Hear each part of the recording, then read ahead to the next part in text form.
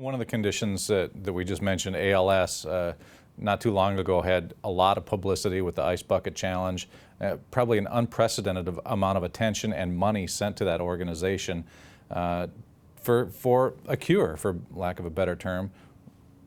But yet doesn't seem to be any traction there, sometime later. Where does that money go, and what do you think is happening in that area? You see me smiling. And this is another set of circumstances that is across the board. In cancer, race for the cure, walk for the cure, do everything for the cure. Of course, you've got to check with Susan G. Komen before you can call it that at this point. But it's pretty tragic.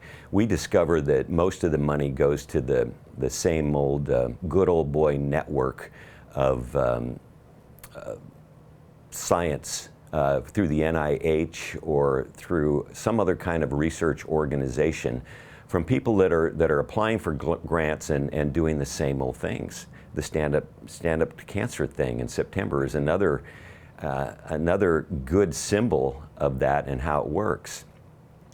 Sadly, that money doesn't go to really help the patients, to really do the things that will allow them to get well, because drugs don't make people well. They treat symptoms. We knew that long ago, we know it today, and we will always know it. And that's why these new immunotherapies and things that are enhanced by drugs won't work in the long term for people. They may stimulate an immune system for a brief period of time, but it's not enough to bring healing, because again, we're not dealing with the fundamental causes of sickness and disease, we're dealing with symptoms.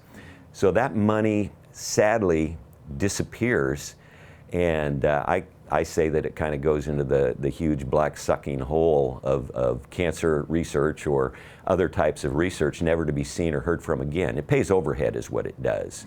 It pays overhead, it pays salaries, it pays for employees to have nice health care programs and cars and things of that nature.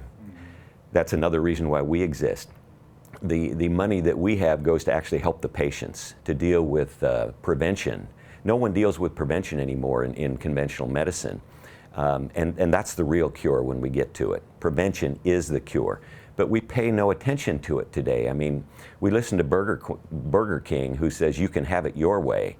And it just simply does not work that way. And so we have to do the things that really help people. Those are the only things that we work with.